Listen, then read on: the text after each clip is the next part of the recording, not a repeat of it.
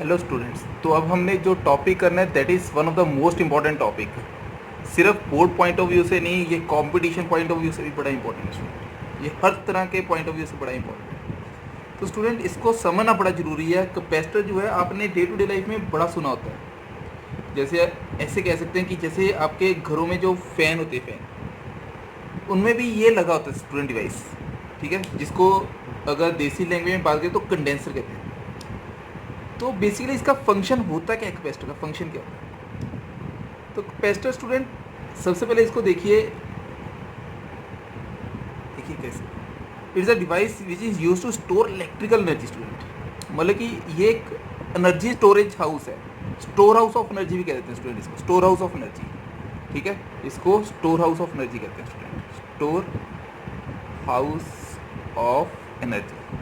तो ये आपने याद रखना, कैपेसिटर एक डिवाइस है जो कि स्टोर करके रखता है इलेक्ट्रिकल एनर्जी को। And also it provides instantaneous energy. Student यहाँ पे जो वर्ड बोला ना मैंने, इंस्टेंटेनियस एनर्जी, इसका कुछ लॉजिक है स्टूडेंट, लॉजिक है, बड़ा ही इंपॉर्टेंट लॉजिक है। जैसे स्टूडेंट इसका लॉजिक कैसे कह सकते हैं कि जैसे कुछ ऐसे इलेक्ट्रिकल डिवाइसेस होते हैं स्टूडेंट्स जिनको कि बहुत ही ज़्यादा हाई करंट चाहिए होता है। जैसे कि 25 एम्पियर से अज्यूम कर लो 50 एम्पियर तक का करंट चाहिए स्टूडेंट, समझ रहे?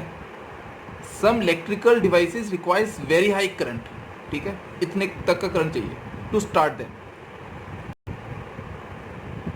समझ रहे? तो इतना जो करंट है स्टूडेंट हमारे जो घरों में आता है, हमारे जो घरों में आता है, ठीक है, जो हमारे घरों में आता है स्टूडेंट, वो कितना एम्पियर का करंट आता होता है? तो स्टूडेंट ये मान लीजिए 35 एम्पियर तक फॉर एग्जांपल हमारे घरों में करंट आता है। तो यहाँ पे देखिए, तो इतना करंट आता है तो हमें देखिए कितना ज़्यादा अमाउंट ऑफ करंट चाहिए। बेसिकली जैसे फॉर एग्जांपल अगर मैं फ़ैन की बात करूँ स्टूडेंट, फ़ैन की बात करूँ तो ये तो 5 एम्पियर में भी चल पड़ता है। पर स्टूडेंट इसको 5 एम्पियर को चलाने के लिए हमें एक जर्क देना पड़ता है, हमें एक जर्क देना पड़ता है, एक एनर्जी देनी पड़ती है, जो एनर्जी को हम कहते हैं इंस्टेंटेनियस एनर्जी, समझ रहे हैं? इसको स्टार्ट करने के लिए हमें एक जर्क देना पड़ता है जो कि काफ़ी हाई एनर्जी का होता है। और वो एनर्जी जो है, उतना एम्पियर जो है दैट इज़ 25 टू 35 एम्पियर के बीच में हमें चाहिए होता है टू स्टार्ट द फैन। जैसे आपने देखा होगा कि जैसे एकदम से फ़ैन जो है वो ख़राब हो जाता है स्टूडेंट, ख़राब हो जाता है। फॉर एग्जाम्पल ख़राब इन द सेंस जैसे चलते चलते बंद हो जाता है, ठीक है। तो आपने देखा होगा, तो हम क्या करते होते थे पुराने टाइम पे, तो हम एक झाड़ू लेके या डंडा लेके उसको फ़ैन को मारते थे, हिट करते थे एक साइड से, ठीक है।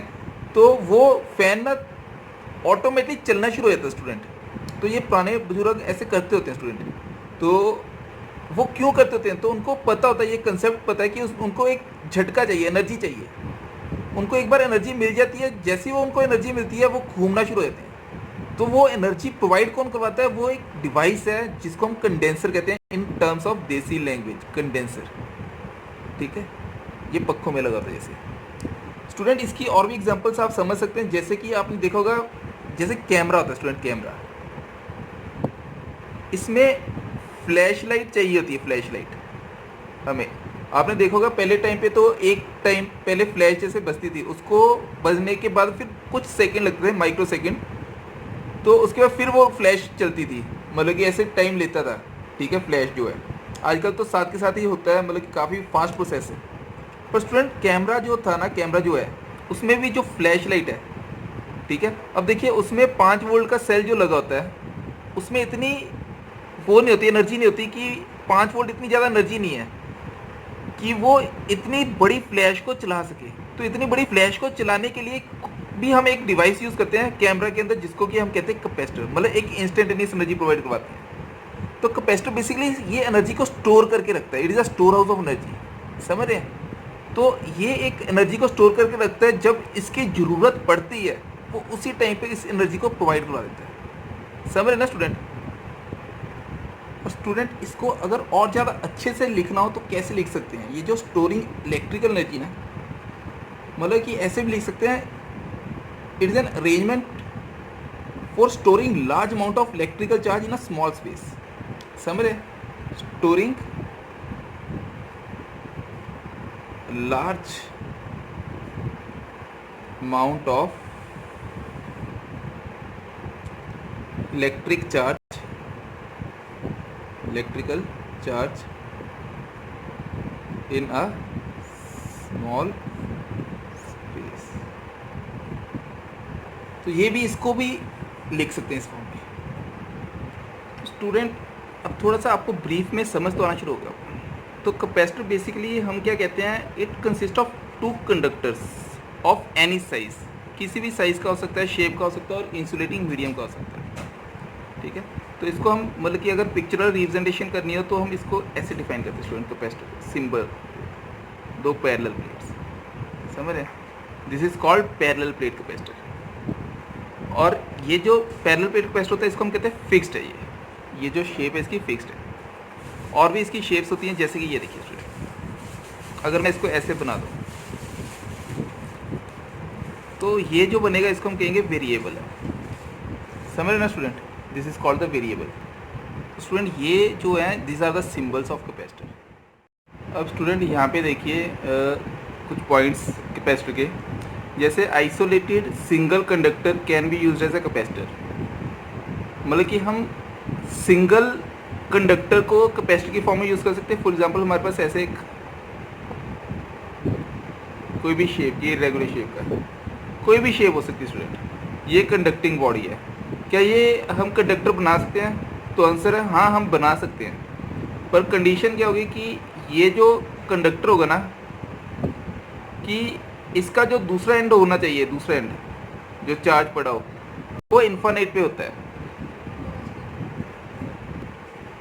समझ ना, दूसरा एंड इसका इन्फिनिट पे होगा student, which is practically very difficult, तो इम्पॉसिबल ही कह सकते हैं।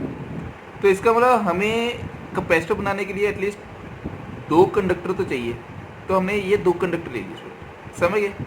तो अगर आपको बोर्ड में अगर ऐसा कोई क्वेश्चन पूछ ले कि सिंगल आइसोलेटेड कंडक्टर के साथ आप कैपेसिटर बना सकते हो, तो आंसर इज यस। तो उसकी कंडीशन क्या रहेगी, दूसरा जो चार्ज होगा, क्योंकि हमें कंडक्टर जो कैपेसिटर उसको बनाने के लिए 2 कंडक्टिंग बॉडी चाहिए, समझ रहे ना स्टूडेंट। तो हम ऐसे मान लेंगे कि दूसरी कंडक्टिंग बॉडी जो इन्फिनिट पे पड़ी है, तो उसको हम सिंगल कैपेसिटर कहते हैं। तो अब देखिए 2 कंडक्टर्स के लिए, जैसे 2 कंडक्टर्स, ठीक है, having charge plus Q and minus Q. Student ये एक कंडीशन ही है कि इसके बीच में ऐसे ही रहेगा, एक पॉजिटिव चार्ज और दूसरा नेगेटिव चार्ज, और इसकी इरेगुलर शेप्स हैं दोनों, देखो बिल्कुल अलग अलग तरह की इरेगुलर शेप्स हैं, V1 V2। तो स्टूडेंट यहाँ पे देखिए जो पोटेंशियल डिफरेंस ना इनके बीच का, potential difference between these 2 plates, यहाँ पे वो कितना है, that is V1 minus V2। और यहाँ पे चार्ज जो है वो क्या मानेंगे यहाँ पे students, charge on each capacitor, ठीक है, is Q in terms of magnitude, ये मैग्नीट्यूड की फॉर्म है। In fact this is the charge on one plate of a capacitor. इसका टोटल चार्ज जो रहता है ना स्टूडेंट, ये बड़ा ही इंपॉर्टेंट पॉइंट है, टोटल चार्ज जो है कैपेसिटर के केस में वो 0 रहेगा स्टूडेंट, 0, ठीक है, टोटल चार्ज। तो स्टूडेंट एक यहाँ पे तो देखिए ये इरेगुलर शेप है, पर जो परफेक्ट कैपेसिटर होता है उसको हम कैसे समझ सकते हैं? तो परफेक्ट कैपेसिटर को देखो कैसे समझ सकते हो। तो स्टूडेंट परफेक्ट कैपेसिटर भी जैसे हमने पीछे पढ़ा कि जैसे कि चार्ज, टोटल चार्ज 0 रहता है, तो परफेक्ट कैपेसिटर भी कुछ ऐसा ही होता है, जिसमें से करंट की वैल्यू कोई भी पास ना करे, मतलब नेट करंट जो है with in the capacitor will be 0, समझना स्टूडेंट। और इसकी जो लीकेज इफेक्ट वो भी बिल्कुल ही 0, समझे। तो हम उस ऐसे टाइप के कैपेसिटर को क्या कहते हैं, परफेक्ट कैपेसिटर। और भी देखिए इसको डिटेल में, टू लार्ज मेटल शीट्स, हमने 2 प्लेट्स लेनी है इसमें, जिसको हम पैरेलल प्लेट मानेंगे बाद में इस फॉर्म में, ठीक है। लार्ज का मतलब ये नहीं कि हमें इसको 1-1 किलोमीटर 10-10 किलोमीटर का बनाना है, समझ रहे। ये इतना लार्ज हो कि चार्ज जो है, जैसे फॉर एग्जांपल चार्ज के विद रिस्पेक्ट टू, यहाँ पे देखो अगर मैं ये एक पॉइंट सोर्स ले रहा हूँ तो उसके विद रिस्पेक्ट टू 1 मीटर जो है वो इन्फिनिट हो जाएगा स्टूडेंट, समझ ना। तो वैसी प्लेट लेनी है, समझ। 2 large metal sheets called plates of same size and set them so that they face each other, mount them in such a way that no electric conduction path exists between the plates and the plates are fairly close together। मतलब student जैसे पीछे वाले diagram में किया था कि हमारे पास 2 bodies थी और उसके बीच में गैप था, वो जो गैप था उसके बीच में फॉर एग्जांपल एयर भी हो सकती है, कुछ भी हो सकता है। वो जो एयर है ना स्टूडेंट, जो एयर है वो एक इंसुलेटर है, जिसको हम बाद में डाइलेक्ट्रिक के वर्ड से भी समझेंगे, ठीक है। डाइलेक्ट्रिक ये आपने स्टार्टिंग में भी पढ़ लिया थोड़ा सा, ठीक है। Fairlie close together this type of arrangement is called capacitor. ऐसी जो अरेंजमेंट बनती है ना, ऐसी जो अरेंजमेंट बनती है, इसी को ही हम कैपेसिटर कहते हैं। दो प्लेट्स, ठीक है, ऑफ फेयरली लार्ज साइज, और उनके बीच की सेपरेशन इज वेरी लेस, और उसके बीच में कुछ इंसुलेटिंग या डाइलेक्ट्रिक मटेरियल रख दिया जाए, ठीक है स्टूडेंट। इसी को हम कहते हैं कैपेसिटर। क्या कहते हैं? कैपेसिटर। और कुछ अच्छे कैपेसिटर की जो बनते हैं वो कैसे बनते हैं, जैसे कुछ कैपेसिटर्स बनते हैं जैसे डाइलेक्ट्रिक, सच एस माइका रख देते हैं। जैसे डाइलेक्ट्रिक हमने एयर बोला है, माइका, क्वार्ट्ज, एयर, ये परफेक्टली कैपेसिटर के नियर बाय बनते हैं। ऐसे वाले जो कैपेसिटर होते हैं ये परफेक्टली कैपेसिटर कहते हैं इनको, समझे स्टूडेंट। अब next is charging a capacitor. तो स्टूडेंट उसको जानने के लिए सबसे पहले हमें बिहेवियर समझना पड़ेगा, डिस्ट्रीब्यूट कैसे करते हैं हम चार्ज को। जैसे यहाँ पे प्लेट्स लिए हैं स्टूडेंट, प्लेट्स, तो इसमें डिस्ट्रीब्यूशन कैसे होगी चार्ज की। तो उसके बाद हम पढ़ेंगे charge is directly proportional to potential, और उससे पहले हम डिस्ट्रीब्यूशन ऑफ चार्ज के बारे में थोड़ा सा समझेंगे। Let us start with the topic that is redistribution. Student यहाँ पे अब हमने जो नेक्स्ट टर्म करनी है that is redistribution of charges, समझ स्टूडेंट। तो ये जो रीडिस्ट्रीब्यूशन ऑफ चार्जेस है, इसमें सबसे पहले हमने जो करना है चार्जेस को कैसे डिस्ट्रीब्यूट करते हैं। तो हम ऐसे करते हैं, अलग अलग चार्ज लेते हैं, ठीक है। जैसे कैपेसिटर में तो same equal and opposite charge थे, तो उसके कंसेप्ट को समझते हैं। प्लेट्स के बीच में चार्ज जो उसका बिहेवियर समझते हैं सबसे पहले, वो डिस्ट्रीब्यूट कैसे करती है। तो स्टूडेंट यहाँ पे देखिए दो प्लेट्स ली हमने यहाँ पे जैसे, ठीक है। तो मैंने कहा एक प्लेट जो है इसके ऊपर जो चार्ज था वो था Q1, और इस वाली प्लेट के ऊपर चार्ज था Q2। हमने कहा इक्वल एंड ऑपोजिट नहीं है, ठीक है, क्योंकि रीडिस्ट्रीब्यूशन ऑफ चार्ज है, ये बड़ा ही इंपॉर्टेंट टॉपिक है। और इससे इसके ऊपर बेस्ड एक क्वेश्चन आपको जेई में, नीट में और बोर्ड में, जेई और नीट में तो 110% गारंटी के साथ आएगा, बोर्ड में भी आ सकता है, ठीक है। पर ये one of the most important topic है, रीडिस्ट्रीब्यूशन ऑफ चार्जेस। तो यहाँ पे देखिए ये Q1 चार्ज है और ये Q2 चार्ज है। मैंने कहा कि इन दोनों चार्जेस को आपस में ऐसे मतलब कि रीडिस्ट्रीब्यूट करवा रहे हैं, चार्जेस जो है वो रीडिस्ट्रीब्यूट कर रहे हैं। जब ये रीडिस्ट्रीब्यूशन हो रही है तो फाइनली इनके सरफेसिस पे, हर सरफेस पे, हर एक फेस पे और हर सरफेस पे at the end of the faces charge कितना होगा। स्टूडेंट इसका मैं आपको ट्रिक जरूर बताऊंगा पहले, पर ट्रिक बताने से पहले एक कंसेप्ट को समझ लीजिए। फॉर एग्जांपल हमारे पास एक चार्ज था यहाँ पे Q1, लेट अस अज्यूम ये Q1 है। तो यहाँ पे जो बचेगा वो कितना बचेगा, Q1 माइनस Q1, क्योंकि टोटल चार्ज तो यही रहेगा, समझ रहे ना। सिमिलरली यहाँ पे जो चार्ज है वो कितना है, यहाँ पे हमने मान लिया Q2 चार्ज है, तो यहाँ पे कितना आ जाएगा Q2 माइनस Q2, समझ रहे ना स्टूडेंट। तो लेट अस अज्यूम यहाँ पे एक पॉइंट है जिसको नाम दे दिया हमने A पॉइंट है। इस A पॉइंट पे हमने चार्ज की वैल्यू बतानी है, नेट चार्ज की वैल्यू कितनी होगी, और इस B पॉइंट पे नेट चार्ज की वैल्यू कितनी होगी, ठीक है। तो इस पॉइंट पे जो चार्ज मिल रहे होंगे, ठीक है, उससे हम Q1 और Q2 की वैल्यू निकाल सकते हैं स्टूडेंट। सबसे पहले देखिए फॉर एग्जांपल इस पॉइंट पे लगने वाले इस पॉजिटिव के करके, फॉर एग्जांपल मैं यहाँ पे एक A का डायग्राम बना रहा हूँ, ठीक है, इस Q1 माइनस Q2 के करके, क्योंकि ये पॉजिटिव है, इसको मान लिया पॉजिटिव, तो इसकी डायरेक्शन इस तरफ आउटवर्ड होगी, तो मैंने ऐसे बना दिया Q1 माइनस Q1, समझ गए स्टूडेंट। और ये Q1 है, ये Q1 है, इसके करके भी क्या हो रही होगी स्टूडेंट, ये इस तरफ आ रहा होगा। ये हमने पहले कर लिया, प्लेट्स के बीच में हमने ऐसी वाली रीडिस्ट्रीब्यूशन कर ली है।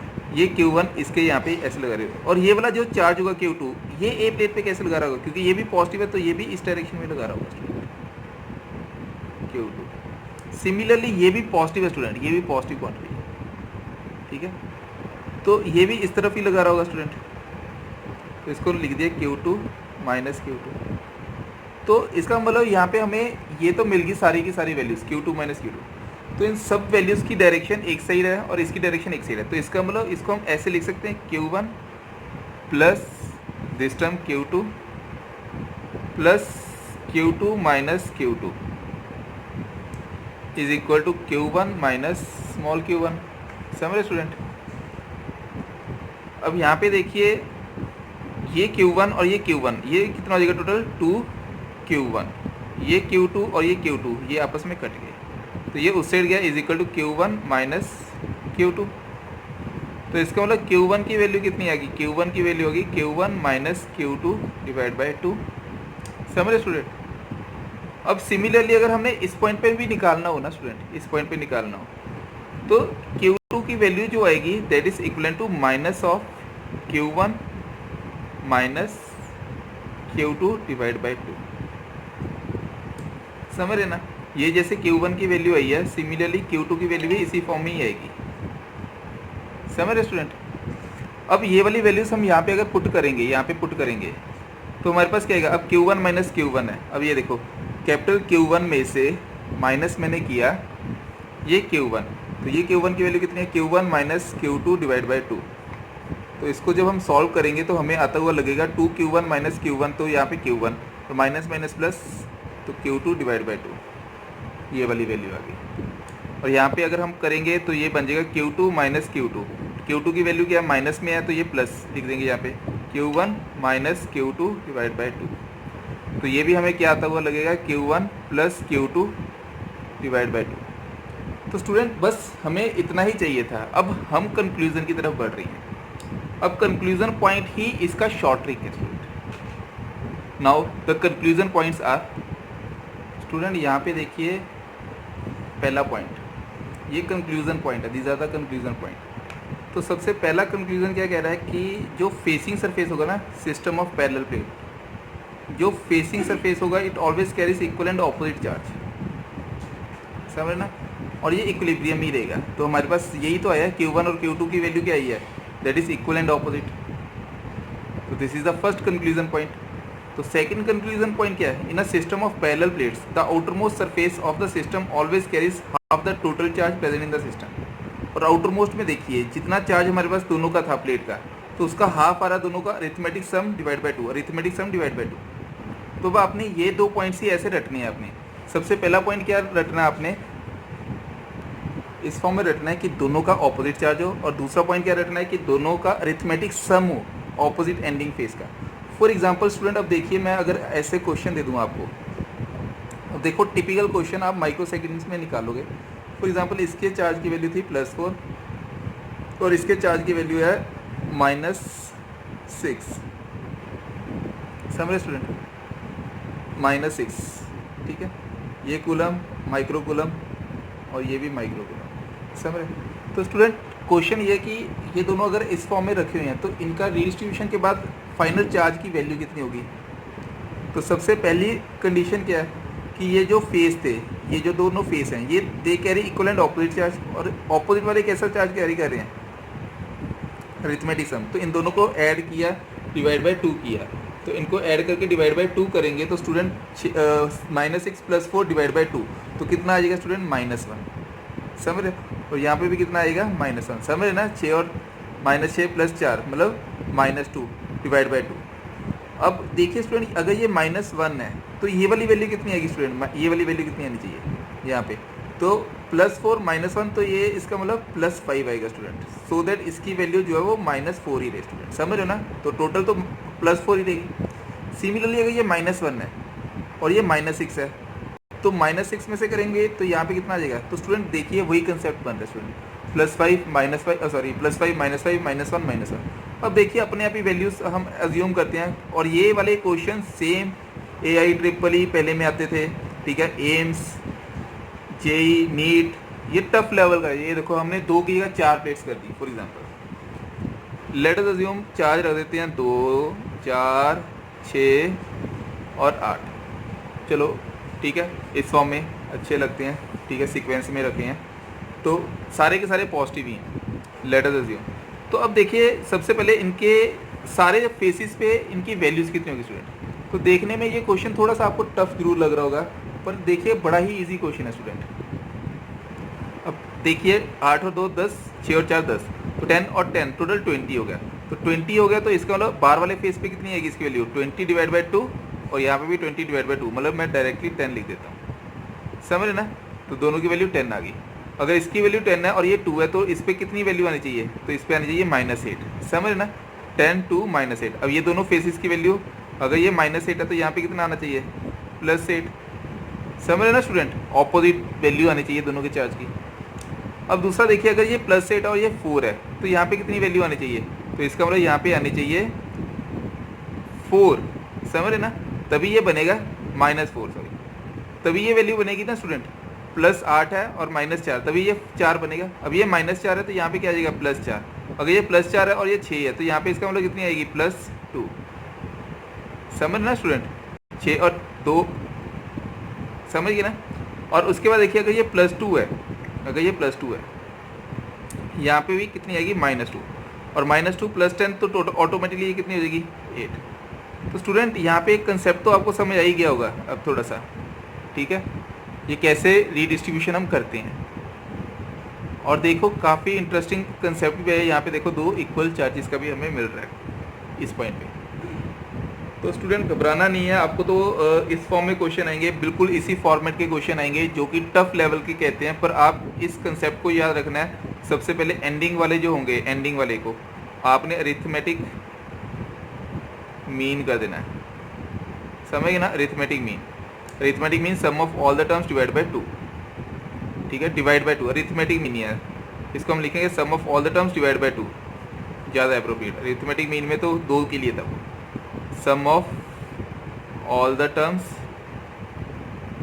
डिवाइड बाय 2, मतलब हाफ कर देना है। और दूसरा क्या करना है, ये जो चार्जेस होंगे बीच वाले, they carry equal and opposite charges, they always carries equal and opposite charges. तो समझ student, this is how we can calculate the value of charge on each plates. तो कैपेसिटर में सबसे पहले हमने चार्ज निकालना तो सीख लिया, प्लेट्स के ऊपर कैसे चार्ज निकालते हैं। चलिए आगे बढ़ते हैं। देखिए स्टूडेंट, जो कैपेसिटर होता है ना, कैपेसिटर बेसिकली हम जो कैपेसिटर बनाते हैं हम ऐसे दिखाते हैं, 2 इक्वल एंड ऑपोजिट प्लेट्स, ठीक है, यहाँ पे हम बना देते हैं +Q और यहाँ पे बना देते हैं -Q, समझे स्टूडेंट। तो ये +Q और -Q। तो अब देखिए क्वेश्चन ये है कि इसके हर फेस पे, फर्स्ट, सेकंड, थर्ड, फोर्थ, इनके फेसिस पे चार्ज की वैल्यू कितनी होगी। तो स्टूडेंट सबसे पहले यहाँ पे देखिए, इन दोनों को ऐड के डिवाइड बाय 2, यहाँ पे भी 0, यहाँ पे भी 0, तो इसका मतलब यहाँ पे 0 तो यहाँ पे कितनी आ जाएगी +Q, यहाँ पे +Q तो यहाँ पे -Q। तो ये देखिए ये कंसेप्ट तो बन ही रहा है, और यही कंसेप्ट जो है वो कैपेसिटर को डिफाइन करते हैं। तो कैपेसिटर को अगर डिफाइन करना हो तो यही प्लेट हम यूज़ करते हैं। This is the example of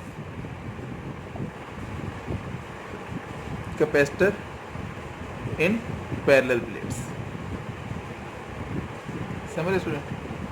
अब देखिए प्रिंसिपल ऑफ कैपेसिटर में मैं आपको स्टेप बाय स्टेप बताऊंगा स्टूडेंट।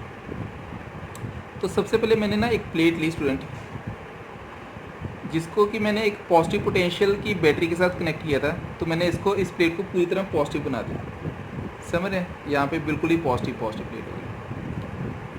क्लियर है स्टूडेंट, ये प्लेट बिल्कुल पॉजिटिव होगी और इस प्लेट को मैंने नाम दे दिया A plate. This is the step number 1, समझ गए। और इस पॉजिटिव प्लेट को स्टूडेंट मैंने क्या किया, एक अनचार्ज प्लेट ली, this is the uncharged plate B, uncharged plate. तो इसके मैंने नियर बाय रख दी student, this is the step number 1, समझ रहे स्टूडेंट। स्टेप नंबर 1 में मैंने क्या किया, एक प्लेट ली जिसको मैंने पॉजिटिव पोटेंशियल दे दिया एक्सेस में, बैटरी के साथ कनेक्ट कर दिया। तो उसको क्या किया मैंने, एक अनचार्ज प्लेट के नियर बाय रख दिया। अब क्या होगा स्टूडेंट, बाय इंडक्शन मेथड, आपने सुना होगा इंडक्शन के बारे में, ठीक है। इंडक्शन क्या होता है, इस चार्ज के करके यहाँ पे कुछ ना कुछ चार्ज इंड्यूस होना, मतलब कि अपने आप ही प्रोड्यूस होना। तो इस इंडक्शन प्रोसेस के करके इसके जो नियर बाय है ना स्टूडेंट, एक चार्ज डेवलप होता है जिसको हम कहते हैं नेगेटिव चार्ज, समझ रहे हैं। एक्चुअल में क्या होता है कि ये जो प्लेट है ये न्यूट्रल है, तो पॉजिटिव क्या करेगा, इसके चार्जेस को अपनी तरफ अट्रैक्ट करने की कोशिश करता है। तो अट्रैक्ट करने के करके ये नेगेटिव चार्ज बाहर निकल के आते हैं स्टूडेंट, समझ रहे। ये कुछ ऐसे ही है जैसे मतलब कि अगर आपने मतलब कि कॉम्ब वाली एग्जांपल की है तो उसको आप रब करते हो तो उसका चार्ज जो है वो अट्रैक्टिव होना शुरू होता है। जो कागज़ होते हैं, जो पीस ऑफ पेपर लेते हैं तो वो उसको अट्रैक्ट करना शुरू कर देते हैं। सिमिलरली जब हम यहाँ पे एक्सेस में पॉजिटिव चार्ज दे रहे हैं तो ये वाली प्लेट नेगेटिव चार्ज होती है। By the process, that process is called induction process. और इसके फार बाई जो है ना स्टूडेंट, ये नेक्स्ट स्टेप है, ठीक है। और इसके फार बाई जो है वो कौन सा चार्ज इंड्यूस होना शुरू होता है, पॉजिटिव चार्ज। तो अभी तक हमने चार्जेस के बारे में तो काफ़ी अच्छे से डिस्कस कर लिया है। अब देखिए स्टूडेंट, अभी हमने डिस्कस किया था पिछले एग्जांपल में, यहाँ पे देखिए ये पॉजिटिव चार्ज और ये नेगेटिव चार्ज है, और हमें पता है कि जो कैपेसिटर होता है उसमें ये वाले फेसेस में कैसे चार्ज होते हैं, इक्वल एंड ऑपोजिट चार्ज, और एंडिंग वाले चार्जेस कैसे होते हैं, वो सेम चार्ज के होते हैं। देखिए सेम चार्ज ये आ रहा है Q1 + Q2 divide by Q1। अब स्टूडेंट कंसेप्ट ये है कि अब एक यहाँ पे कैपेसिटर में एक नई टर्म ऐड ऑन हो रही है, जो कि जिसको हम कहते हैं पोटेंशियल। अब स्टूडेंट यहाँ पे देखिए जो कैपेसिटर है, यहाँ पे कैपेसिटर जो ये जो प्लेट बन रही है ना, दो पैरेलल प्लेट्स बन रही हैं, इसको हम कैपेसिटर कहते हैं। अब ये जो टर्म ना पॉजिटिव और नेगेटिव, ये जो पॉजिटिव और नेगेटिव है, ये क्या कर रही होती है, ये पोटेंशियल की वैल्यू को स्टूडेंट कॉन्टिन्यूसली, पोटेंशियल की वैल्यू को कॉन्टिन्यूसली डिक्रीज कर रही हैं, और v की वैल्यू को अप्रोच करवा देती हैं अप्रोक्सीमेटली जीरो की तरफ। समझ रहे स्टूडेंट, क्योंकि ये इंडक्शन करके यहाँ पे नेगेटिव आएगा, ये पॉजिटिव है। बट स्टूडेंट यहाँ पे जो फार बाय एंड है, इसके फार बाय एंड है स्टूडेंट, यहाँ पे इसको ऐसे समझिए कि इसके दो एंड्स हैं, जो इसका नियर बाय एंड है, इसका ये नियर बाय एंड है,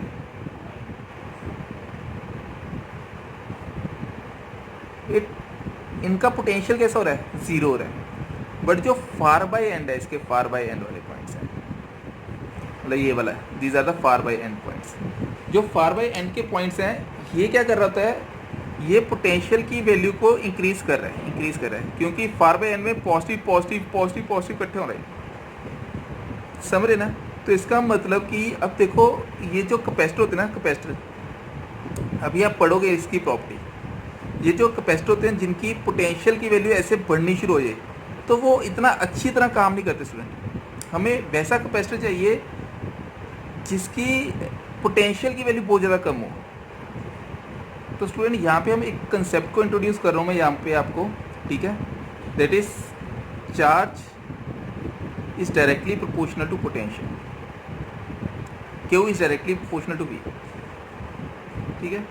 तो चार्ज की वैल्यू को अगर बढ़ाएंगे तो पोटेंशियल डिफरेंस भी तो उसके अकॉर्डिंग चेंज होगा ना स्टूडेंट, तो ये डायरेक्टली प्रोपोर्शनल। तो देयर इज सम कांस्टेंट, क्योंकि उस कांस्टेंट की वैल्यू होती है C, ये मटेरियल के ऊपर प्रॉपर्टी के ऊपर डिपेंड करता है। तो इसका मतलब C जो है ना, C is called the capacitance of a capacitor. और ये जो कैपेसिटेंस है ऑफ कैपेसिटर, कैपेसिटेंस मीन्स उसकी कैपेसिटी कितनी है, capacitance means capacity to hold the charge, वो कितना चार्ज को होल्ड करवा सकता है। समझे ना स्टूडेंट, ये बड़ा ही इंपॉर्टेंट टर्म है कैपेसिटेंस जो होती है ना, टू होल्ड द चार्ज, कि कितने ज़्यादा चार्ज को ये होल्ड करवा सकते हैं। बट ये इन फैक्टर्स के ऊपर भी डिपेंड कर रही है स्टूडेंट, ये V के ऊपर भी डिपेंड कर रही है। ये मैथमेटिकल कंसेप्ट है, ये प्रूव्ड कंसेप्ट है, इसको हम चेंज नहीं कर सकते। तो C की वैल्यू यहाँ पे जो आएगी दैट इज Q/V। समझे student, this is one of the most important term यहाँ पे, where C is called capacitance. Capacitance means उसकी कैपेसिटी कितनी है टू होल्ड द चार्ज। समझ रहे ना। तो इसका मतलब ये हुआ स्टूडेंट कि ये पॉजिटिव और ये नेगेटिव जब ये पोटेंशियल डिफरेंस की वैल्यू को कम कर रहे थे, यहाँ पे देखिए अगर हमें अच्छा कैपेसिटर चाहिए, अच्छी कैपेसिटेंस का कैपेसिटर चाहिए, तो इसका मतलब ये हुआ कि जिसकी कैपेसिटेंस ज़्यादा होगी उसका पोटेंशियल डिफरेंस कम होगा स्टूडेंट। तो इसका मतलब यहाँ पे जो पोटेंशियल डिफरेंस तो कम हो रहा था, बट ये जो फार बाय एंड थे ये पोटेंशियल डिफरेंस की वैल्यू को बढ़ा रहे थे। तो इसकी पोटेंशियल डिफरेंस की वैल्यू को डिक्रीज करने के लिए हमने क्या किया, हमने इसके जो फार बाय एंड था ना, फार बाय एंड, इसको हमने अर्थिंग कर दी स्टूडेंट, अर्थिंग कर दी। अब क्या हुआ स्टूडेंट कि ये सारे का सारा चार्ज जो था ना, सारे का सारा चार्ज, वो सारा का सारा चार्ज ग्राउंड हो गया स्टूडेंट, ग्राउंड हो गया। मतलब अब यहाँ पे कोई भी चार्ज नहीं दिख रहा, अर्थिंग कर दी। ये वाला कंसेप्ट भी मैंने आपको एक्सप्लेन किया था, अर्थिंग वाला, इनफाइनाइट प्लेन पे कैसे अर्थिंग करते हैं। तो पोटेंशियल की वैल्यू जीरो हो जाती है, ठीक है, जो कि शॉर्ट ट्रिक की वीडियो मैंने डाली हुई है। समझ ना स्टूडेंट। तो C is equal to Q/V। अब स्टार्टिंग से देखिए what is the principle of capacitor. Principle capacitor का ये है कि हमने एक प्लेट ली पहले स्टेप में, तो उसको हमने फुली चार्ज कर दिया, पॉजिटिव चार्ज। तो उसके नियर बाई एक और प्लेट रखी जिसको हमने नेगेटिव चार्ज कह दिया, और नेगेटिव चार्ज मतलब अनचार्ज दी। तो इसके करके यहाँ पे इंडक्शन करके यहाँ पे नेगेटिव चार्ज आया। अब वो जो नेगेटिव चार्ज है वो क्या करेगा, उसके फार बाई पॉजिटिव चार्ज इंड्यूस करेगा। अब हमने क्या किया, ये जो इसके नियर बाई साइड थी A और B, ये इसके पोटेंशियल डिफरेंस को डिक्रीज कर रही है, बट जो फार बाई एंड है इसके पोटेंशियल डिफरेंस को बढ़ा रहा है। ठीक है, नियर बाई एंड जो है वो पोटेंशियल डिफरेंस को कम कर रहा है और फार बाई एंड पोटेंशियल डिफरेंस को बढ़ा रहा है। पोटेंशियल का कम होना मीन्स कैपेसिटी का बढ़ना, उतना ही अच्छा कैपेसिटर का मिलना। पोटेंशियल का बढ़ना मीन्स कैपेसिटर का घटियापन। तो हमें घटियापन नहीं चाहिए कैपेसिटर, अच्छा कैपेसिटर चाहिए। तो अच्छा कैपेसिटर बनाने के लिए हमें पोटेंशियल कम करना पड़ेगा। तो हमने उसको कम करने के लिए हमने क्या किया, उस कैपेसिटर को अर्थिंग कर दी। स्टूडेंट क्या कर दिया, अर्थिंग। अर्थिंग मतलब उसको ग्राउंड कर दिया स्टूडेंट, ग्राउंड कर दिया। तो यही कंसेप्ट है स्टूडेंट, अब बड़ा ही इंपॉर्टेंट कंसेप्ट है। जैसे ही हमने इसको ग्राउंड किया तो सारा का सारा चार्ज नीचे चला गया। अब हमारे पास जो पोटेंशियल था वो कम पोटेंशियल आ गया। तभी हम इसको इस फॉर्म में लिखते हैं C is equal to Q upon V. This is the mathematical expression C is equal to Q upon V. तो इसका मतलब फॉर गुड कैपेसिटी या capacitance, capacitance means capacity to hold the charge. तो अच्छी capacity का capacitor होने के लिए हमें क्या क्या कंडीशन चाहिए कि पोटेंशियल डिफरेंस की वैल्यू कम हो। समझ रहे स्टूडेंट। नाउ इसके यूनिट्स की बात करते हैं, कैपेसिटेंस के यूनिट। अब हमें पता चल गया C is equal to Q upon V है। तो इसके यूनिट जो होंगे, चार्ज का होता है कूलम और वोल्ट का क्या हो जाएगा, पोटेंशियल का सॉरी वोल्ट। तो कूलम पर वोल्ट। पर स्टूडेंट इसको डिफाइन करने के लिए एक और टर्म आई थी जो कि फेरेड है, फेराडे साइंटिस्ट है, उसको रिस्पेक्ट दी थी। ठीक है, उसके नाम पे ही ये टर्म आई थी, दैट इज़ फेरेड। अब स्टूडेंट इसको अगर और ज़्यादा अच्छे से समझना हो तो स्टूडेंट ऐसे मान सकते हैं, C का फॉर्मूला जो है that is equal to Q divide by delta V का मैग्नीट्यूड। ये जो V है that is called the potential difference, इसको हम पोटेंशियल डिफरेंस कहते हैं स्टूडेंट। और कैपेसिटेंस की वैल्यू हमेशा क्या रहती है, पॉजिटिव। तो करके हमने इस यहाँ पे क्या लगा दिया, मॉड। स्टूडेंट ये आपने टर्म याद रखनी है। और स्टूडेंट इसका जो CGS यूनिट होता है, CGS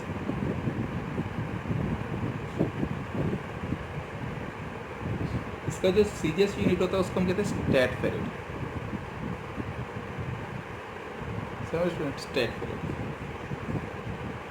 STF, इसको इस फॉर्म में भी लिख देते हैं। And one stat farad is equivalent to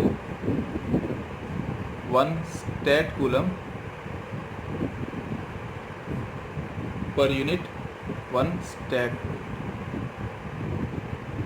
समझे स्टूडेंट। अब देखिए स्टूडेंट, इसको हम जैसे हमने पीछे किया, 1 farad is equal to 1 coulomb divide by 1 volt. अगर हमने इसको इन टर्म्स ऑफ स्टैट में लिखना हो तो कैसे लिखोगे, तो स्टूडेंट ऐसे याद रखना है, एक कूलम जो है ना that is equal to 3 × 10⁻⁹ stat coulomb के इक्वल होता है, डिवाइड बाय, और 1 वोल्ट जो होता है that is equal to 1/300 times stat volt होता है। तो इसको सिंप्लीफाई करोगे तो आपको आता हुआ लगेगा that is equal to 9 × 10⁻11 stat farad. मतलब 1 फेरेड जो है वो इतने स्टैट फेरेड के इक्वल होता है। समझ रहे। तो स्टूडेंट यहाँ पे एक और चीज़ समझिए, बड़ी ही इंपॉर्टेंट चीज़ जो आपको अभी बतानी मैंने, जो कैपेसिटर ना, कैपेसिटर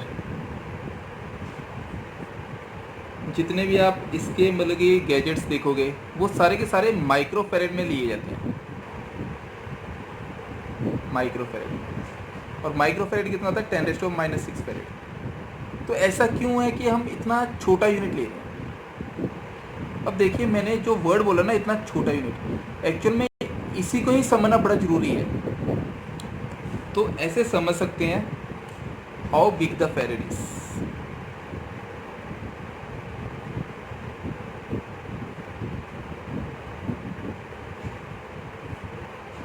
तो स्टूडेंट इसको समझने के लिए हमें कैपेसिटी ऑफ अर्थ के कंसेप्ट को समझना जरूरी है, और कैपेसिटी ऑफ अर्थ के कंसेप्ट को समझने के लिए हमें स्फेरिकल कंडक्टर के कंसेप्ट को समझना जरूरी है in terms of capacitance.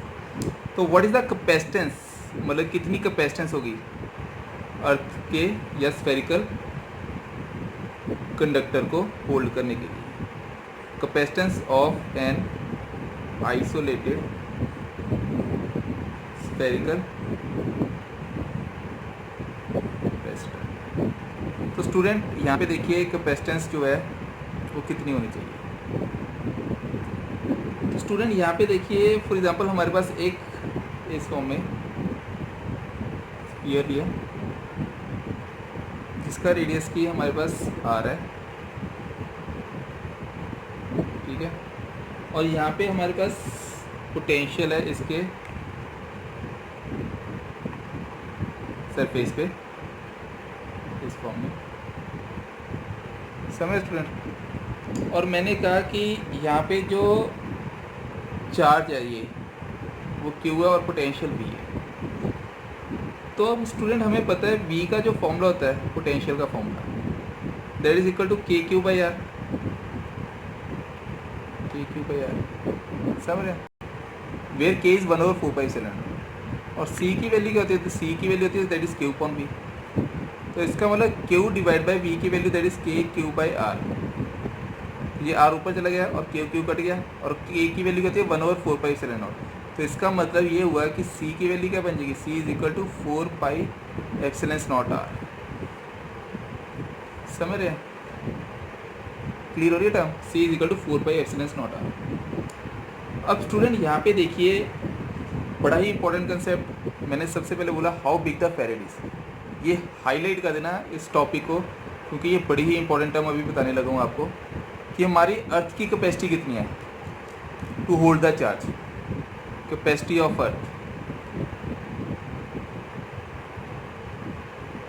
To hold the charge,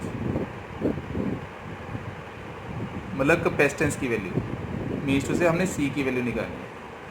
तो हमें पता है अर्थ का रेडियस जो होता है सी इज इक्वल टू 4πε0 आर। तो रेडियस ऑफ अर्थ की वैल्यू हमें पता है दैट इज 6400 किलोमीटर। तो इसका मतलब इसमें अगर हम वैल्यू पुट करेंगे तो 6400 किलोमीटर मीन्स 10⁻³ डिवाइड बाई 1/4πε0 की वैल्यू क्या होगी 1/9 × 10⁻⁹, क्योंकि 1/4πε0 की होती है 9 × 10⁻⁹। तो स्टूडेंट इसको जब हम सॉल्व करेंगे ना तो हमें जो आता हुआ लगेगा वो कितना आएगा, that is equivalent to 711 microfarad. तो स्टूडेंट आप अपने आप ही देखिए कि ये जो वैल्यू आई है, ये जो वैल्यू आई है 710, 709, 711 रफली इतनी ही आएगी। ये माइक्रोफैरेड में आई है स्टूडेंट, माइक्रोफैरेड में। तो अगर हमारे अर्थ की कैपेसिटी देखिए, हम अर्थ के बीच में जितना मर्जी चार्ज डाल दें, कितने घर हैं हमारे पूरे वर्ल्ड में, यूनिवर्स में, ठीक है, हमारे वर्ल्ड में जितने भी घर हैं वो सारे के सारे अर्थिंग करते हैं घरों में। तो फिर भी देखिए हमारे अर्थ की फिर भी कैपेसिटी जो ना टू होल्ड द चार्ज वो माइक्रोफैरेड में स्टूडेंट, माइक्रोफैरेड में। तो इसका मतलब एक फैरेड कितना ही बड़ा यूनिट होगा स्टूडेंट, मतलब हमारी अर्थ से कई गुना बड़ा यूनिट होगा स्टूडेंट, कई गुना बड़ी अर्थ चाहिए होगी स्टूडेंट, समझ ना, एक फैरेड का कैपेसिटी बनाने के लिए, कैपेसिटेंस बनाने के लिए। तो स्टूडेंट अब आप समझ रहे होगे how big the farad is. तो एक फैरेड का जो कैपेसिटर होगा, कैपेसिटर वो कितना ही ज़्यादा बड़ा होगा स्टूडेंट, समझ रहे हैं स्टूडेंट। स्टूडेंट यहाँ से हम एक टर्म और समझिए स्टूडेंट कि अगर आपको कह दें what is the capacitance of human body, capacitance of human body निकालनी है तो उसके लिए आपको रेडियस पता होना चाहिए। तो उसको निकालने के लिए देखिए अब हम बेसिकली कैसे करेंगे, रफली देखिए कैसे सॉल्व कर सकते हैं इसको, टू रफली calculate the capacitance of human body.